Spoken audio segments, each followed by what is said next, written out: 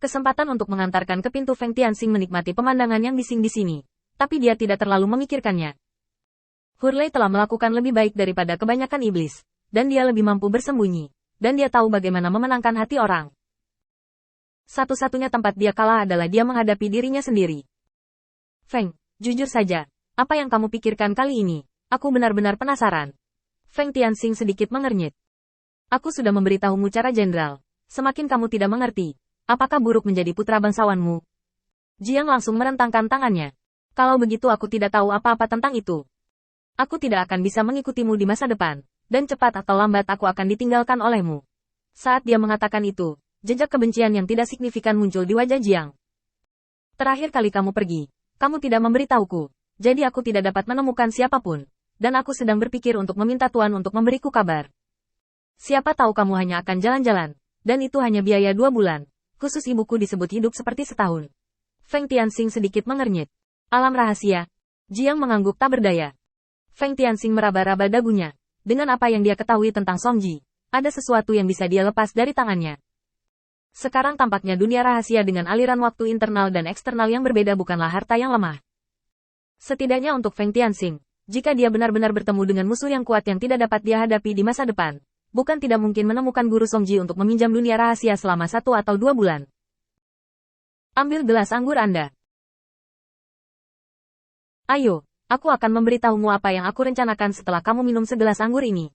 Jiang juga tidak sopan sama sekali, mengangkat kepalanya dan meminumnya. Pada titik ini, Feng Tianxing tidak punya alasan untuk menolak. Yang disebut, prajurit itu licik, salah dan benar dan salah. Selama aku bisa melihat kebenaran dan lawan melihat yang salah, aku bisa merebut kesempatan yang tak terhitung jumlahnya sebelum pertempuran yang menentukan. Dan jika Anda ingin membasmi kekuatan dari akarnya, hal terpenting bukanlah pertempuran terakhir. Itu adalah tahap di mana hidup dan mati harus diperjuangkan. Ini adalah langkah tak berdaya. Di balik kekuatan besar, pasti ada minat yang tak terhitung jumlahnya. Misalnya, apakah menurut Anda orang yang diam-diam memberi Hurley senjata dan baju besi dan mendapat untung darinya adalah orang biasa? Setidaknya itu harus setingkat penguasa kota. Dan itu bukan hanya penguasa kota. Bersama-sama, orang-orang ini lebih baik daripada memecahkan Hurley. Ini jauh lebih menyusahkan. Bahkan jika Hurley diselesaikan, dengan dukungan mereka, akan ada Hurley berikutnya yang berdiri. Jadi, yang saya lakukan sekarang adalah menarik antek-antek Hurley. Mendengar ini, Jiang juga mengerti dan mengangguk. Aku mengerti maksudmu. Ini mirip dengan situasi kita berdua. Di permukaan, kita sedikit pamer.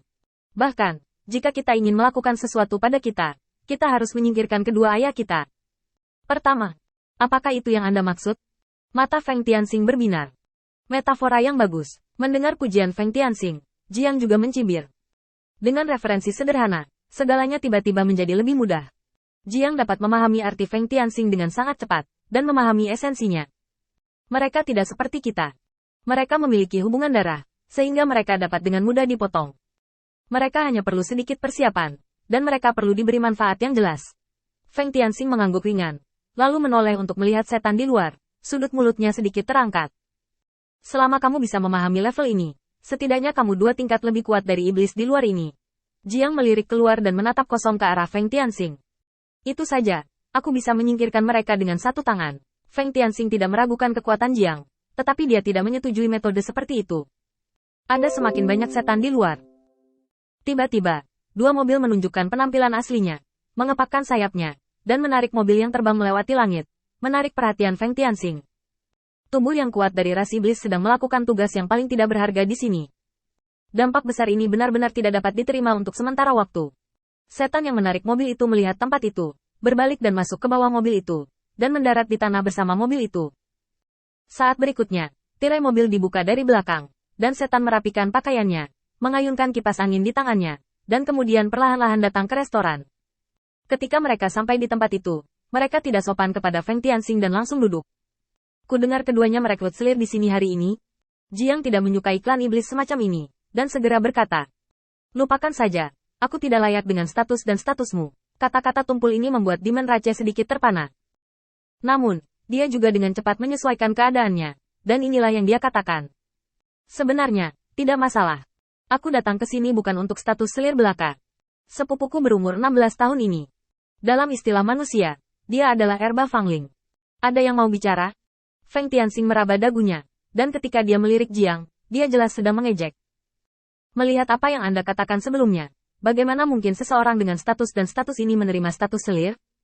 Siapapun yang berani mengusir setan lain seperti ini pasti penguasa satu sisi. Tidakkah menurutmu lucu bersaing untuk mendapatkan status selir? Jelas, Jiang sendiri tidak menyadari keseriusan masalah ini, hanya menggelengkan kepalanya. Lupakan ruang utama. Selama kamu memiliki selir hari ini, kamu bisa kembali. Ras iblis sedang terburu-buru, dan dengan cepat bangkit dan berkata, sepupuku adalah Fang Ling. Dia sangat cerdas, dan penampilannya tak tertandingi. Kamu benar-benar tidak memikirkannya sama sekali? Jiang Yan tersenyum. Keluargamu kaya. Aku tidak bisa memprovokasimu. Pergi dan jangan tunda aku. Kata-kata Jiang setara dengan langsung menolak semua lamarannya. Kesombongan seperti itu pada dasarnya karena, di lingkungan saat ini, semua orang, tidak peduli apa asalnya, selama mereka datang dengan ide untuk menikah dengan Jiang, mereka adalah yang kurang beruntung. Apakah masih soal kata-kata Jiangnya apakah akan menikah atau tidak? Apakah mereka bisa mendapatkan hadiah sutra pada dasarnya adalah keputusan Jiang Sunsin. Dengan keuntungan sebesar itu, Jiang secara alami dapat mencibir. Tetapi iblis yang baru saja tiba ini, kata-kata dan tindakannya tidak begitu menarik, dan tentu saja dia terpana. Feng Tianxing melihat pemandangan di depannya dengan ringan, menggelengkan kepalanya, dan mengatakan ini. Tolong kembali, jika kamu tidak pergi, jangan salahkan aku karena melakukannya. Melihat kesempatan ini akan dilewatkan, ras iblis tampak cemas. Pada saat ini, embusan angin bersiul di luar. Saat berikutnya, ras iblis dengan bahu besar dan pinggang bundar muncul di restoran. Kong Wu sangat kuat dan terlihat galak, tetapi begitu dia muncul, dia sangat rendah hati dan penuh hormat. Kedua putra, di timur bawah ke utara kota, Gusu Duyuan. Aku di sini untuk menemuimu hari ini.